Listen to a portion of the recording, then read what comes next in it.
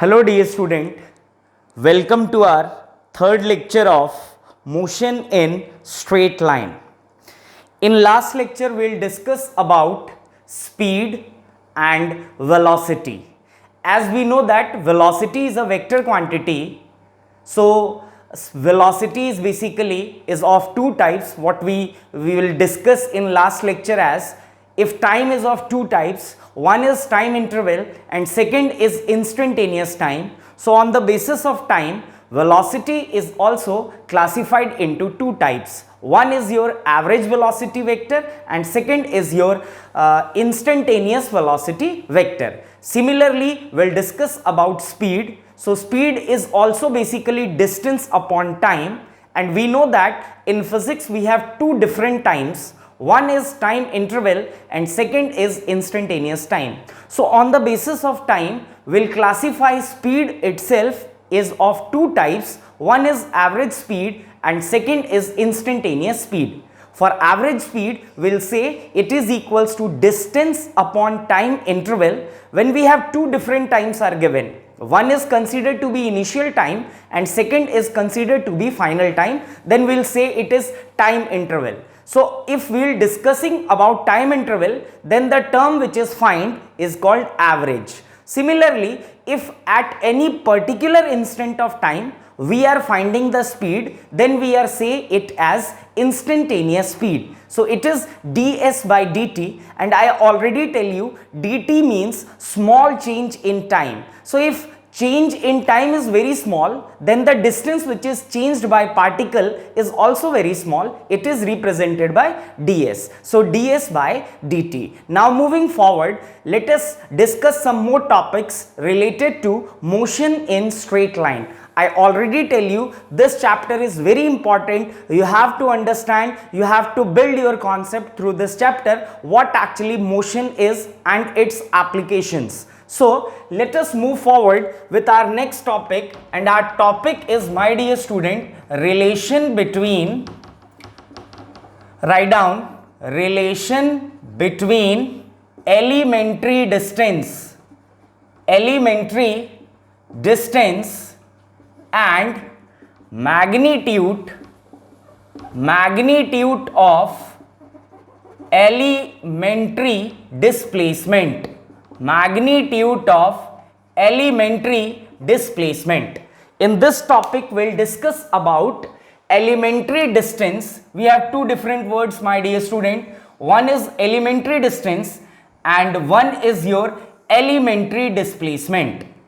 See, I am not writing here elementary displacement, I am writing here magnitude of elementary displacement. So my dear student, try to understand this thing, that distance is basically scalar and displacement is vector. So we cannot compare or we cannot relate one scalar and one vector quantity. If you wish to relate, if you wish to compare vector and scalar, then in front of scalar quantity you have to take the magnitude of vector. That's why I am writing here magnitude of elementary displacement, not directly elementary displacement. Remember this thing, this is very important, that we cannot compare scalar and vector directly, because vector carry magnitude as well as direction. Instead of scalar, it only carry magnitude. So we cannot compare scalar and vector directly. We have to take the magnitude of vector. That magnitude will be compared with scalar quantity. So here we are comparing, or we can say here we have to find relation between elementary distance and elementary displacement. My dear student, word elementary means very small. Remember, elementary means very small, and in physics very small quantity is represented with d, So if I am talking about elementary distance, I'll write here elementary distance, then elementary distance can be presented by ds. It is basically very small distance, that is ds. Similarly, if I am talking about elementary displacement, so it is write as dr vector. So dr vector is small change in displacement vector, or we can say small displacement. So we are here finding relation between magnitude of elementary displacement and elementary distance. To try to understand what is the relation between elementary distance, that is very small distance, and very small magnitude of very small displacement. So let's suppose we have 2 points. Let's say one point is A and other point is B. This is the starting point, so we'll consider A as initial point. Similarly, B is last point, or we can say end point, so we'll take B as final point. Now see my dear student, this is the actual path which is followed by particle. So this is basically distance. I already tell you distance is presented by S. So this is basically distance. Now if I'll make a straight line and give it direction and join initial point and final point, so it is basically displacement. Now I already tell you, if 2 points are same and between 2 points one path is zigzag and other is straight line, that it is but obvious that zigzag path is greater than straight line. So here in this situation, distance is greater than magnitude of displacement. Now see my dear student, this is the actual path followed by particle. In very same path, I'll take 2 points. Now let's say first point is P and second point is Q. Now we'll consider P as initial point and Q as final point. So this is the actual path which is followed by particle. This is for A to B. Now we are discussing for P to Q. Try to understand, P point and Q point is present on same path which is followed by particle earlier, which is A to B. Now between A to B, I'll take a small length path, it is P to Q. So this is again a zigzag path. So this P and Q, which is actual path, is considered to be distance. And if I'll join straight line between initial point and final point, so this line is again displacement. See, if I am taking point P and Q, then also the path is slightly curved. Here see, you will see here that path is slightly curved. So if path is curved, then it is again but obvious that distance is greater than magnitude of displacement.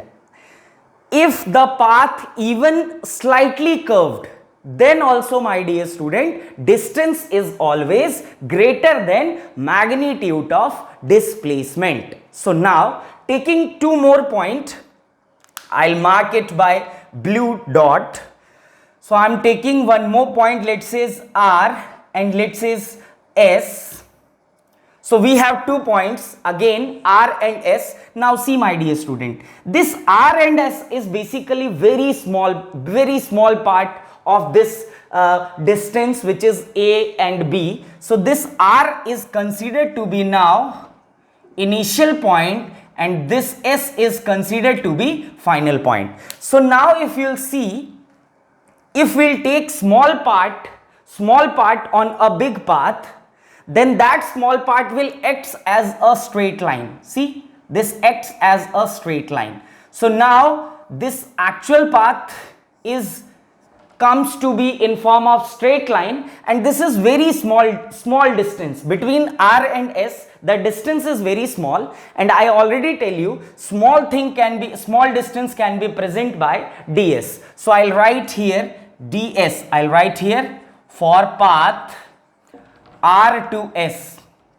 The distance is very small, which is represented by ds. See my dear student, if I am taking very small part on a big path, then small part will act as a straight line. I'll write here note small part in any big path will acts like a straight line.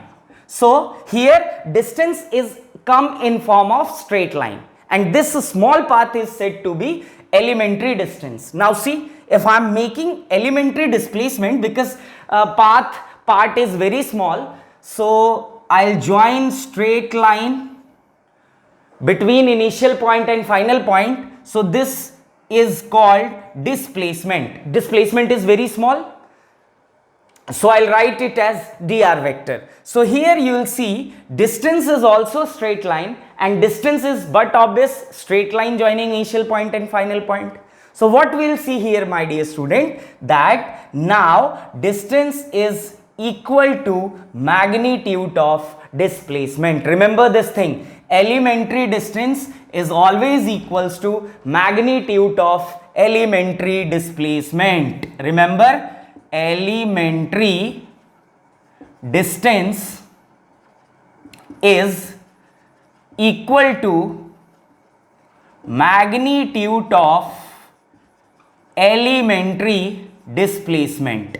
This relation is very important, that elementary distance is always equals to magnitude of elementary displacement. I hope you all understand what is the relation between elementary distance and magnitude of elementary displacement. So elementary distance is always equals to magnitude of elementary displacement. This is the relation between elementary distance and magnitude of elementary displacement. Now we are moving forward and discuss one more topic. I hope you all understand this topic, that elementary distance and magnitude of elementary displacement are always equal to each other, always equals to each other. Now moving forward, write down new concept, relation between elementary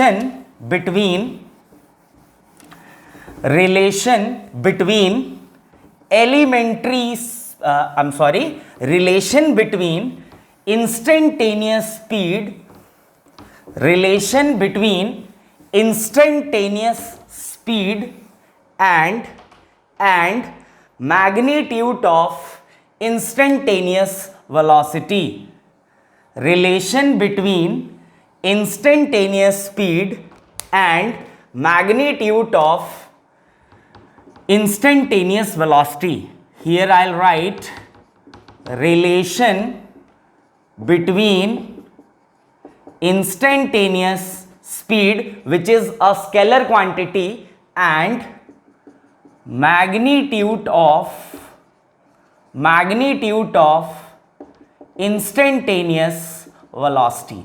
We are finding now relation between instantaneous speed and magnitude of instantaneous velocity. So we know that instantaneous speed, if I am writing the formula of instantaneous speed, it is V and it is ds by dt, small change in distance with respect to small change in time dt. Remember my dear student, d over dt, dt means small change in time. So in small change in time, the distance which is changed by particle is also very small, so it is ds by dt. Now if I am talking about instantaneous velocity, it is v vector is equals to dr vector by dt. Now I already tell you, we cannot find the relation directly between vector quantity and scalar quantity. If you wish to find a relation or comparison between scalar quantity and vector quantity, then you have to take the magnitude of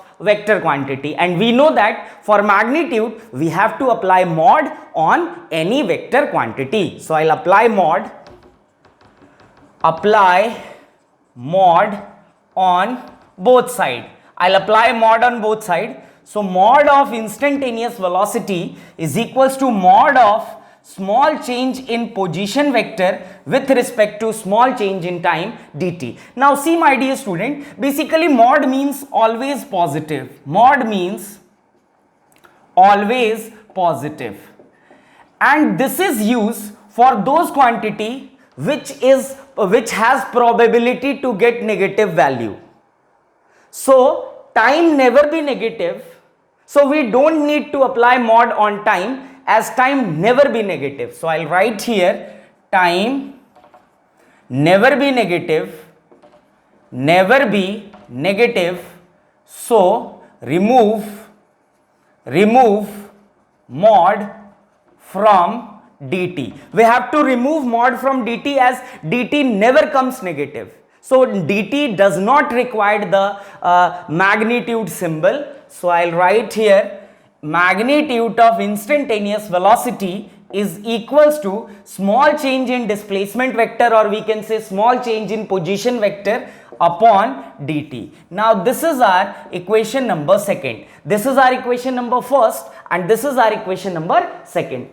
Now I'll divide equation 1 by equation 2. So what we'll get, beta? We'll get v over magnitude of v vector is equals to ds by dt over magnitude of dr vector by dt. Now dt get cancelled, so v by magnitude of v vector is equals to ds by magnitude of dr vector. Now see my dear student, ds is basically nothing but elementary distance and dr is nothing but elementary displacement. So in last topic we'll discuss that elementary distance is always equals to magnitude of elementary displacement. I am repeating once again, in last topic we already discussed that ds means elementary distance and dr means elementary displacement. So both must be equal to each other. I already discussed about this thing. So if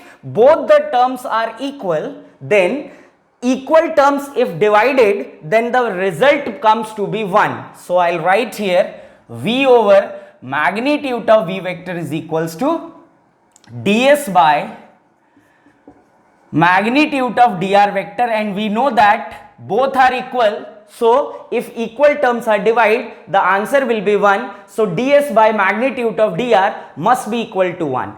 We'll also say the ratio of elementary distance and elementary displacement is always equals to 1. Remember this thing, ratio of elementary distance and elementary displacement is always equals to 1. So if we instantaneous velocity, if instantaneous speed and magnitude of instantaneous velocity is equals to elementary distance upon elementary displacement magnitude, then if this term is equals to 1, then it is but obvious that the ratio of instantaneous speed and magnitude of instantaneous velocity is also equals to 1. I'll write in form of note that ratio of instantaneous speed and magnitude of instantaneous velocity is always equal to 1. So if both are equal to 1, ratio of instantaneous speed and magnitude of instantaneous velocity is equals to 1. So if I'll take this magnitude of instantaneous velocity this side, so what we'll get, my dear student? We'll get magnitude of instantaneous velocity is always equals to instantaneous speed. I'll write in form of rho. Remember this thing, magnitude of instantaneous velocity is always equal to instantaneous speed. I hope you all understand what is the relation between magnitude of instantaneous velocity and instantaneous speed. Both must be equal to each other. This is very important relation, my dear student. You have to understand this very frequent, as magnitude of instantaneous speed is always equals to magnitude of instantaneous velocity. So if in question instead of velocity they'll write instantaneous speed, so don't worry, you'll again find the value of instantaneous velocity because both are equal to each other. Now I hope you all understand this topic as well, that instantaneous speed and magnitude of instantaneous velocity both are always equal to each other. Now moving forward, we'll discuss another topic called position time graph. So write down next heading, it is position vector time graph. Write down position vector time graph. Position vector time graph. Position vector time graph. Position vector time graph. See, position vector time graph. Here our heading, it is position vector time graph. So let's suppose, my dear student, this is our y-axis and this is our x-axis. In y-axis I'll write position vector and in x-axis I'll write time, which is represented by t. Let's suppose a particle is performing motion like this in such a manner that its path is basically zigzag. So we have a particle which is performing motion in such a manner that its path is zigzag. So let's suppose a particle is moving like this. Now I'll take 2 points in this path. Let's suppose first point is A and second point, let's say, it is B. So you are seeing here that at point A, the value of time, let's say, t is equals to t1, and at point B, the time is changing. Now let's suppose the time is t is equals to t2. Similarly, if I am seeing here that at point A, let the position vector is r1 vector, and for point B, let the position vector is r2 vector. We have 2 points A and B on the path which is followed by particle. A point carry time t is equals to t1 and B point carry time t is equals to t2. So if you'll see, A point carry value of position vector is r1 vector. Similarly, B point carry position vector as r2 vector. Now my dear student, if we wish to find this distance, it is equals to t2 minus t1, which is called change in time, and we know that change in time can be presented by delta t. Similarly, if you wish to find this distance, then it is equals to r2 vector minus r1 vector, which is also called change in position vector. Now see my dear student, I'll make A and B by taking reference of A and B. I'll make a triangle. You are seeing here, let's suppose this point is C.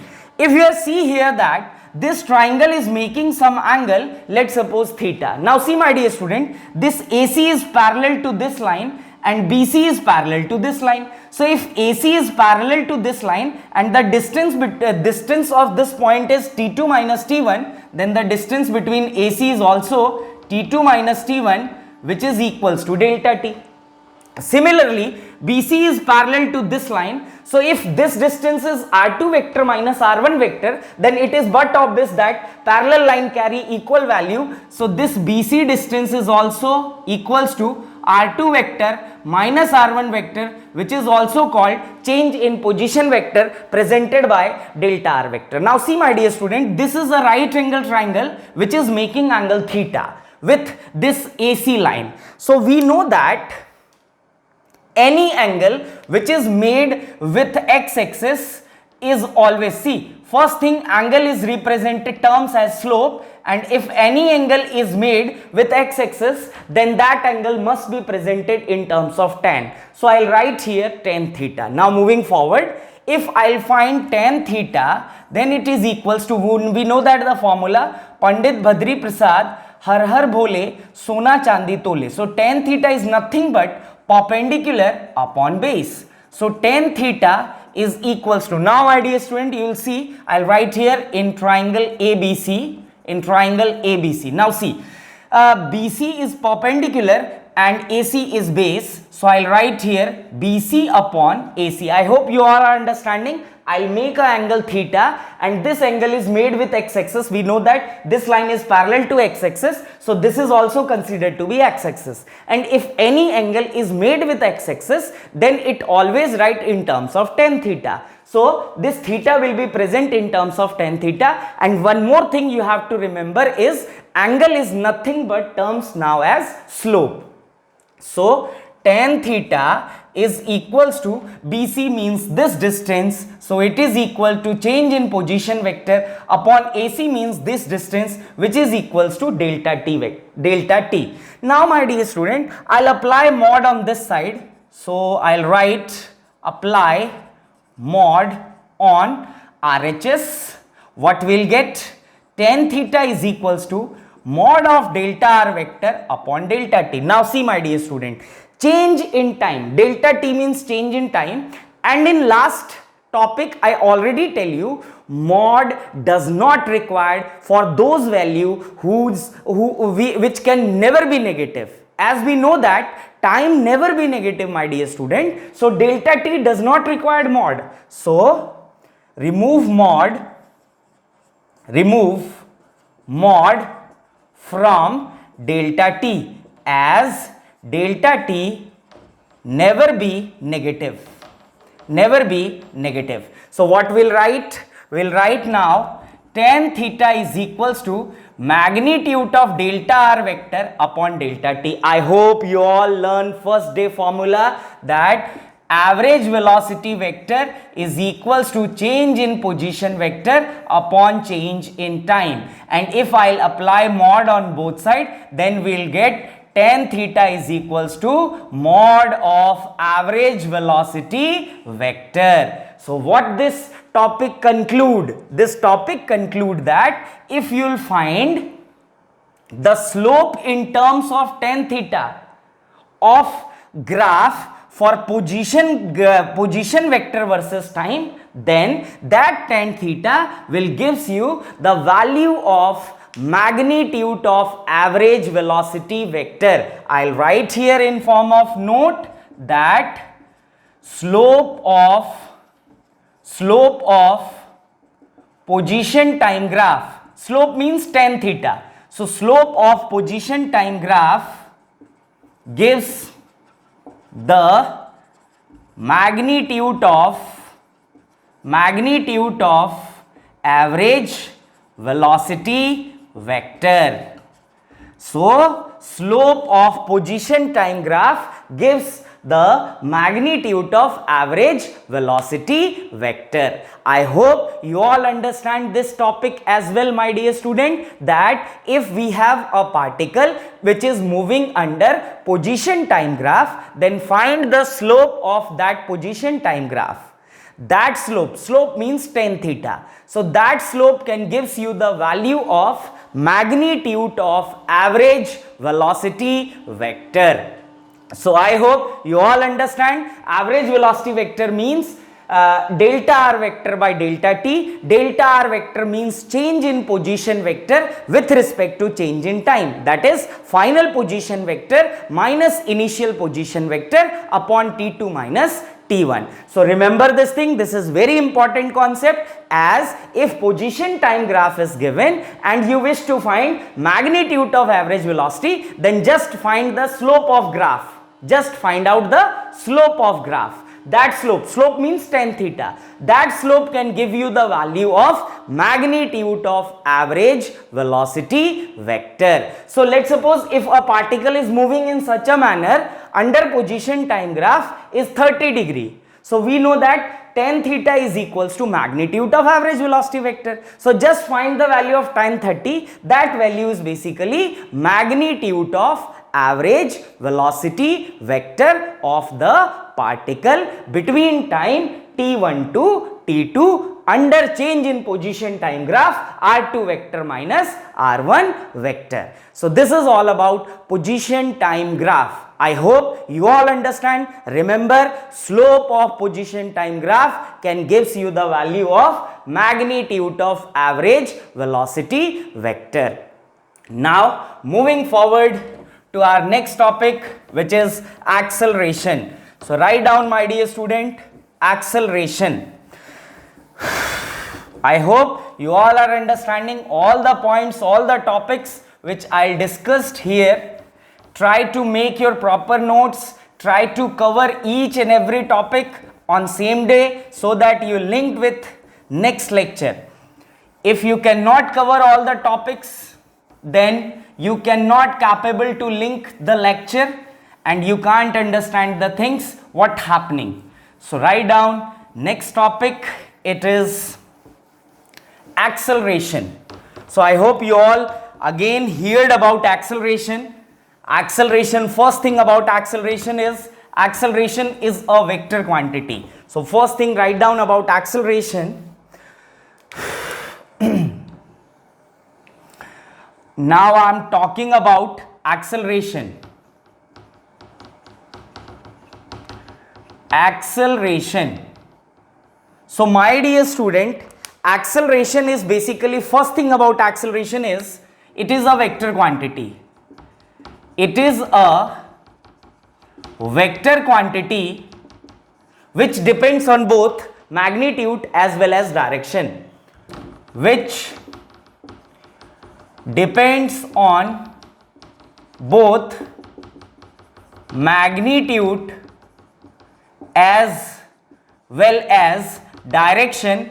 As we know that vector quantity depends on two different things. One is direction and other thing is magnitude. So acceleration, if it is a vector quantity, then it is but obvious that it depends on magnitude as well as direction. So I'll write here, it is a vector quantity which depends on both magnitude as well as direction. Now moving forward, in 9th standard you already discuss about acceleration. So acceleration is nothing but velocity upon time. Now see my dear student, I already tell you, if any vector quantity is divided with scalar, you will get vector.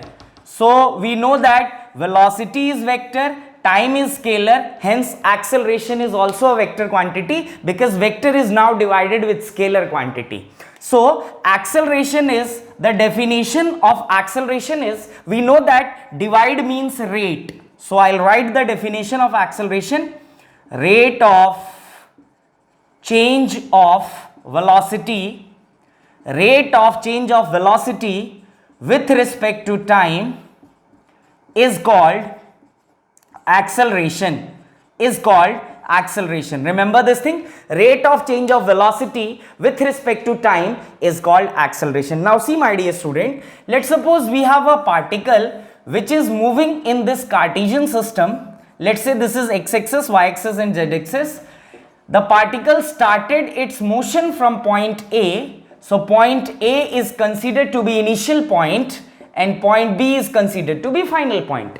Let's suppose when the particle is at point A, then at that point time is t1. When it reaches to point B, it is but obvious that time changes. Now let's say that at point B time becomes t2. Let's say at point A velocity is v1 and point B velocity is v2. Now see my dear student, time is t1, velocity is v1. Time is t2, velocity is v2. What it implies? It implies by change in time. See here, time is changes from t1 to t2. So if time changes from t1 to t2, then the velocity of particle also changes from v1 to v2. So we'll say the velocity is changes with respect to time, hence particle is accelerating, because acceleration is nothing but change in velocity with respect to time. Now moving forward, we know that time is of two types. One is your time interval and second is your instantaneous time. So time interval is represented by delta t, which means final time minus initial time, that is t2 is considered to be final time and t1 is considered to be initial time. So we'll write t2 minus t1, and instantaneous time means dt, small change in time. It is represented by dt, or we can say if two time is given, then we are talking about time interval, and if single time is given, then we are talking about instantaneous time. So instantaneous time here is represented by dt. dt is also means as small time. These things are already discussed, so I cannot I cannot compare detail more about time, as in previous lecture we will discuss already lots of things about time interval and instantaneous time. Now moving forward, so dear student, acceleration is defined with respect to time. change in velocity with respect to time gives you acceleration. And we know that time is of two types. So it is but obvious that if acceleration is defined with respect to time and time is of two types, one is your time interval, second is your instantaneous time. So acceleration is again also of two types on the basis of time. One is your average acceleration and second is your instantaneous acceleration. So write down, on the basis of time, acceleration is classified into two types. On the basis of time, I'll write here, on the basis of time, acceleration is classified into two types. Acceleration is classified into two types.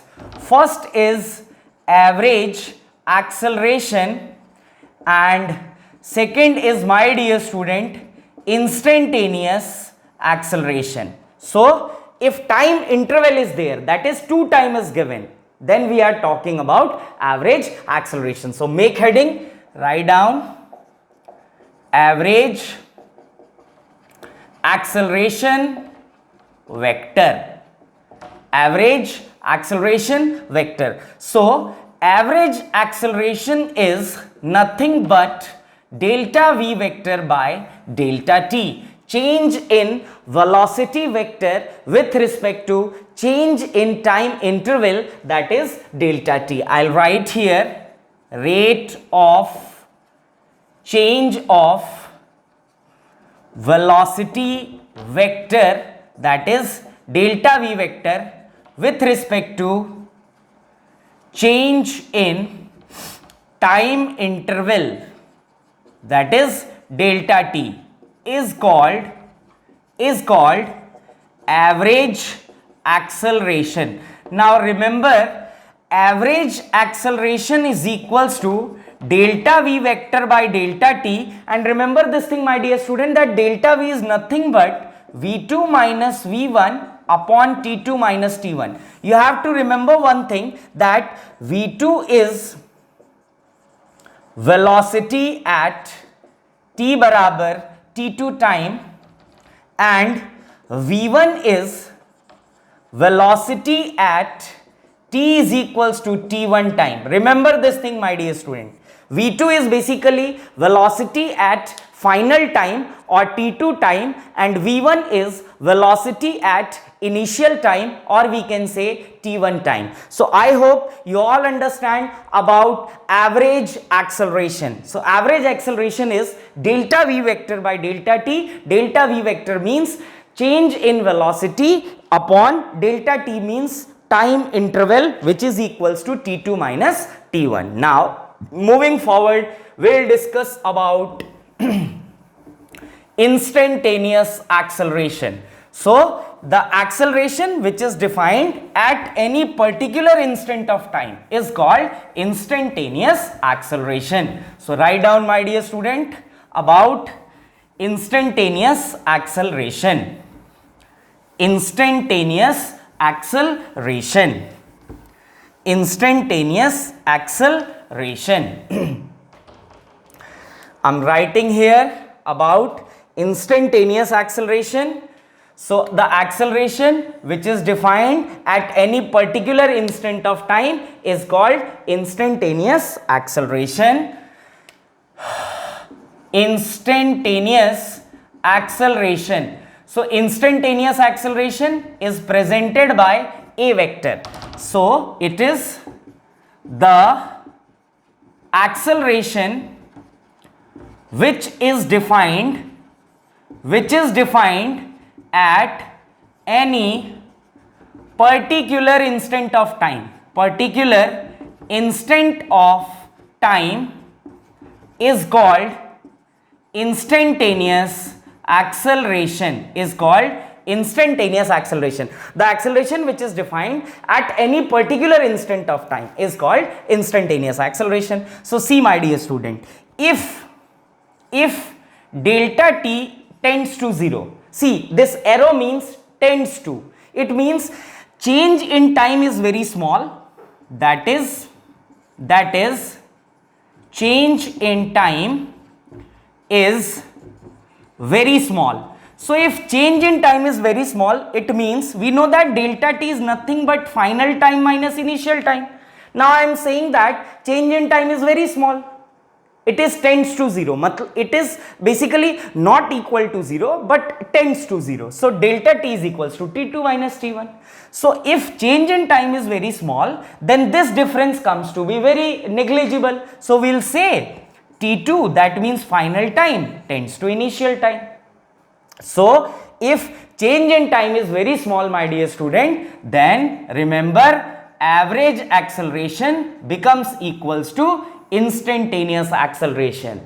So I'll write limit delta t tends to 0, because this is basically under condition of limit. Under condition of limit, and the condition of limit is change in time must be negligible, or we can say change in time is approximately equals to 0. Then average acceleration becomes equals to instantaneous acceleration. So if change in time is very small, if change in time, that is delta t, is very small, then delta t becomes equal to dt. dt means small change in time. Now see, acceleration is change in time, change in velocity with respect to time. So if change in time is very small, then change in velocity is also equals to very small. So I'll write here, if change in time is very small, then change in velocity, that is delta v vector, is also very small. It is but obvious, my dear student, very small. So in that case we'll say delta v vector can be replaced by dv vector. So we'll get the formula of instantaneous acceleration as a vector is equals to small change in velocity vector, that is dv vector, with respect to small change in time, that is dt. So I'll write the formula of instantaneous acceleration. So instantaneous acceleration is, my dear student, dv vector by dt. Small change in velocity vector with respect to small change in time, that is dt, gives you the value of instantaneous acceleration. Now see, basically this d over dt is nothing but differentiation. So we'll write, if velocity is given, then differentiate velocity with respect to dt time, you will get instantaneous acceleration. You will get instantaneous acceleration. So this is again very important point, beta, that if you have velocity is given, this concept is basically related to your numerical part. So if if velocity is given and you wish to find acceleration, then just differentiate the velocity with respect to time, you will get instantaneous acceleration. So I hope you all understand all things about acceleration. So this is all about acceleration. So we'll discuss about change in position vector, we'll discuss about displacement vector, we'll discuss about average velocity vector, we'll discuss about instantaneous velocity vector, we'll discuss about average speed, we'll discuss about instantaneous speed, we'll get the relation between average speed and magnitude of average velocity, instantaneous velocity, we'll discuss about average acceleration, we'll discuss about instantaneous acceleration. Now we will make a chart of all the formula, then we'll discuss some numericals on the topics which we covered till now. So let's make a formula chart. Try to write by your own. Till now, how many formulas we made? First is displacement vector, which is also called change in position vector. First formula which will derived is displacement vector, which is also called change in position vector. So I'll write all the formulas which we developed in all the 3 lectures. That is, first formula is displacement vector, which is also called change in position vector. It is r final minus r initial, that is final position vector minus initial position vector. Now moving forward, second formula what we derived is average velocity vector. So it is change in position vector upon change in time. Third formula is of instantaneous velocity vector. It is small change in position vector upon small change in time, that is dr vector by dt. Fourth formula is average speed, which is equals to distance upon time interval. Fifth formula is instantaneous speed, which is small change in distance with respect to small change in time, that is dt. Now moving forward, sixth formula which we'll discuss is tan theta of any graph under position time graph gives you the value of magnitude of average velocity vector. Moving forward, seventh formula is average acceleration. So average acceleration is change in velocity vector upon change in time interval, that is delta t. Moving forward, ninth formula, instantaneous acceleration, which is equals to small change in velocity vector upon small change in time. Now see my dear student, from this formula we'll get another formula of acceleration, as we know that velocity vector is nothing but dr vector by dt. Put the formula of velocity vector here, we'll get 10th formula of acceleration. It is a vector is equals to d over dt dr vector by dt. Now see, a is equals to d square r vector by dt square. This formula says if you have displacement, if you are given displacement and you wish to find acceleration, then just double differentiate the displacement with respect to time, you will get acceleration. I'll write in form of note, if we double differentiate the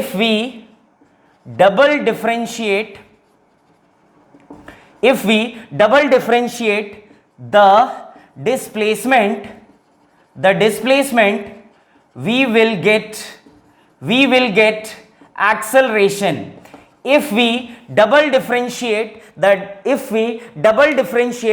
displacement, then we'll get acceleration directly. I hope you all are understanding all the formula which we already discussed, that displacement vector is nothing but change in position vector. It is final position vector minus initial position vector. Second formula is average velocity vector, which is equals to change in position vector upon change in time, that is delta r vector by delta t. Next is your instantaneous velocity vector. So instantaneous velocity vector is small change in position vector upon small change in time, that is dr vector by dt. We will also say this formula as differentiate the displacement vector with respect to time, you will get velocity vector. Similarly, average speed. So average speed is nothing but distance upon time interval, that is delta t. Remember this thing, if you have 2 times is given, then we are talking about average. So average velocity speed is distance upon time interval.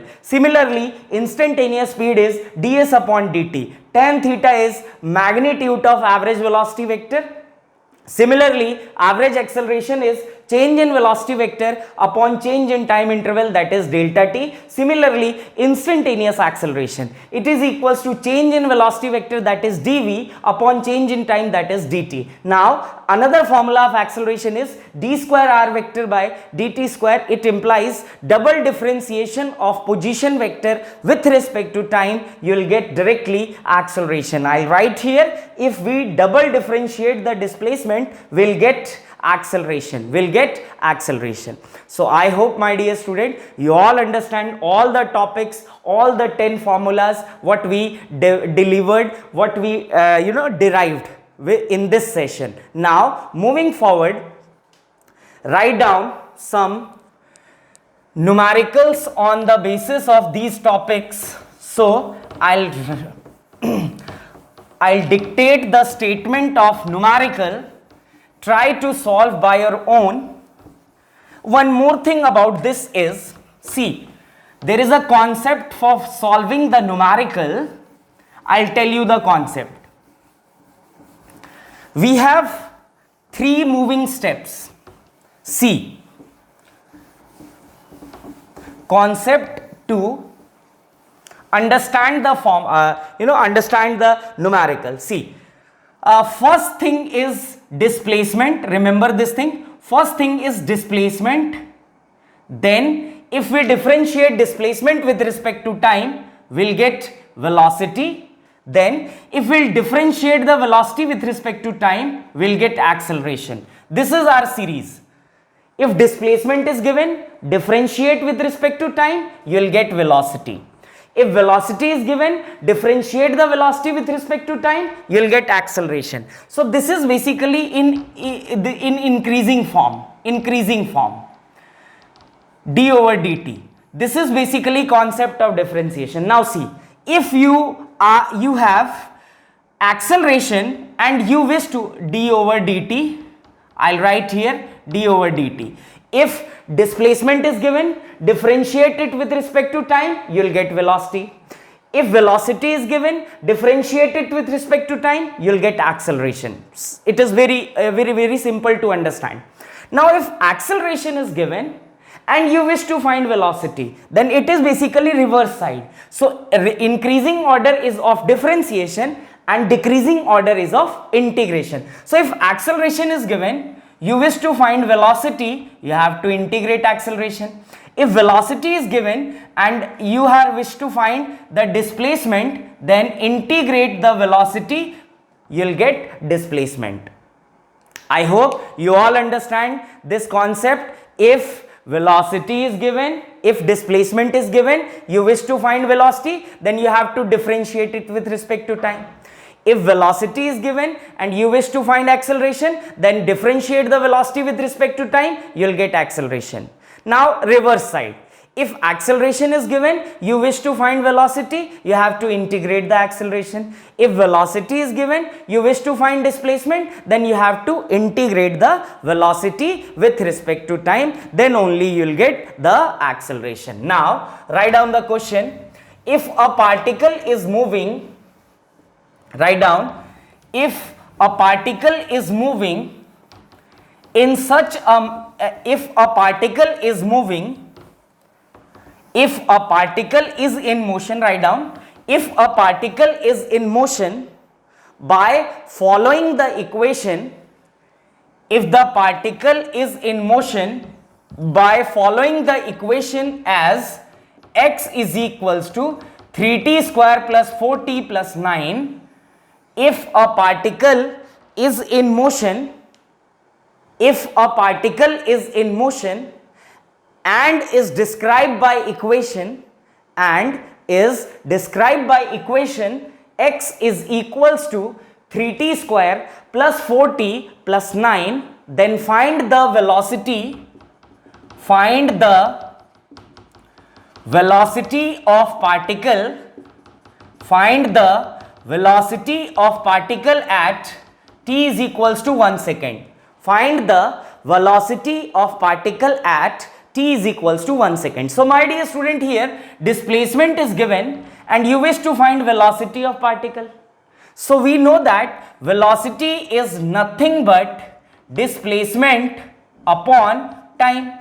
Differentiate the displacement with respect to time, you will get simple velocity. So velocity magnitude is equals to d over dt. The value of displacement is 3t square plus 4t plus 9. I hope you all aware about differentiation. So it is 3t square. So differentiation of 3t square is 2 comes outside. So 3 into 2, t2 minus 1 plus 4 comes outside and dt get cancelled, it will be 1. 9 is constant, so differentiation of constant is 0. So what we'll get? 3 2s are 6t plus 4. This is the equation of velocity. It is 6t plus 4. Now we wish to find velocity for time t is equals to 1 second. So just put the value of time in this equation. So put t is equals to 1 second. So we'll get magnitude of velocity is equals to 6 into 1 plus 4. So magnitude of velocity is 10 meter per second. It is very easy to solve the concept or solve the question. If displacement is given, just differentiate the displacement with respect to time, you will get velocity. I hope you all understand this concept. Now moving forward, write down the question. Your question is, write down the question, write down the position of an object, the position of an object, the position of an object moving, the position of an object moving along x-axis, is given by x is equals to a plus bt square. X is equals to a plus bt square. X is equals to a plus bt square, where a is equals to 8.5 meter, and b is equals to 2.5 meter per second square. 2.5 meter per second square. See, meter per second square is SI unit of acceleration and meter is SI unit of distance, or we can say displacement. And t is measured in time, So here t is basically time. A is 8.5 meter and b is 2.5. A particle is moving and describing the equation is given. It is x is equals to a plus bt square. See my dear student, the value of a is 8.5 meter, value of b is 2.5 meter per second square. Now find what is the velocity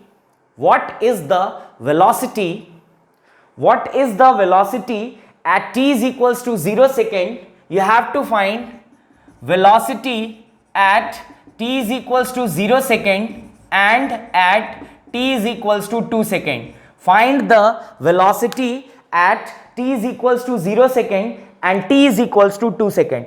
Also find the average velocity. You have to find first velocity at t is equals to 0 second and velocity at t is equals to 2 second. In second part, you have to find average velocity at t is equals to 2 second to t is equals to 4 second. You have to also find the average velocity at t is equals to 2 second to t is equals to 4 second. I hope you all understand.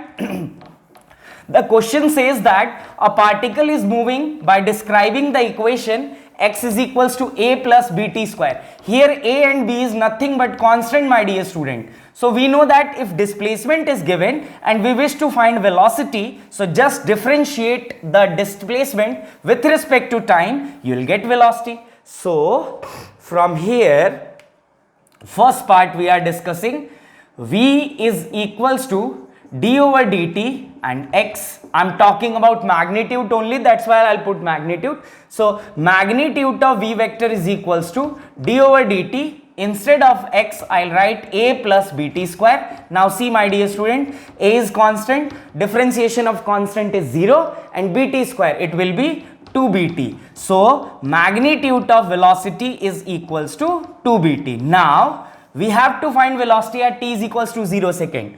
So at t is equals to 0, velocity magnitude is also equals to 0. Why? Because velocity magnitude is equals to 2bt. So instead of t, we'll write 0. So instantaneous velocity vector, magnitude of instantaneous velocity vector at t is equals to 0 becomes equals to 0. Now moving forward, at t is equals to 2 second, we'll get magnitude of velocity is equals to 2bt. So instead of t, I'll write 2, and instead of b, I'll write 2.5. So 2 into 2.5 into 2, so 2 2s are 4 into 2.5. So try to find the answer. Your answer will be 10 meter per second square.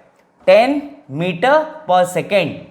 Because 5 4s are 20, 0, 4 2s are 8, 1 9, 10. So it is 10 meter per second. Now moving forward, we have to find average velocity at t is equals to 2 second to t is equals to, my dear student, t is equals to 2 second to t is equals to 4 second. try to find. So we know that average velocity becomes equals to delta x by delta t. We are only talking about magnitude. So at t is equals to 2 second, the value of x will be, we know that the value of x is a plus bt square. So instead of t, I'll write 2 square. So it is x is equals to a plus 2 2s are 4b. And at t is equals to 4 second, x is equals to a plus bt square. So we'll get a plus b. Instead of t, I'll write 4. So it is 4 square. So a plus 16b. So the value of x2 is a plus 16b, and the value of x1, which is at time t1, it is equals to a plus 4b. Now average velocity vector magnitude is equals to delta x by delta t, which is equals to x2 minus x1 upon t2 minus t1. So instead of x2, I'll write a plus 16b minus, instead of x1, I'll write a plus 4b divided by t2 minus t1, it is 4 minus 2. Now we know that the value of a is given and the value of b is also given. So put the value of a and b, you will get the answer. I hope you all understand how we'll proceed this question. So instead of a, I'll write 8.5 meter.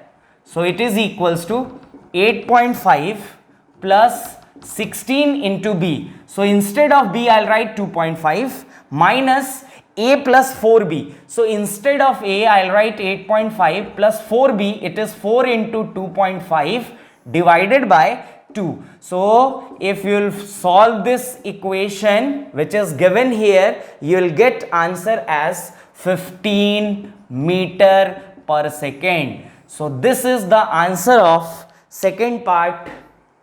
I hope you all understand how to solve the numerical related to average velocity, related to instantaneous velocity. In next lecture, my dear student, we'll discuss more numerical and move forward with another topic called equation of trajectory. Trajectory is a heavy word, but it is very simple to understand. Trajectory is nothing but path followed by particle. So in next lecture, we'll discuss about equation of trajectory, what is trajectory, and we'll discuss more numericals on this chapter. After then, we'll discuss equations of motion with constant acceleration, which is again very important part of this kinematics. So take care, my dear student. I hope you all understand today's lecture. Try to make your notes, try to connect all the lectures, then only you will feel comfortable in physics. Stay home, stay safe, take care. Thank you so much.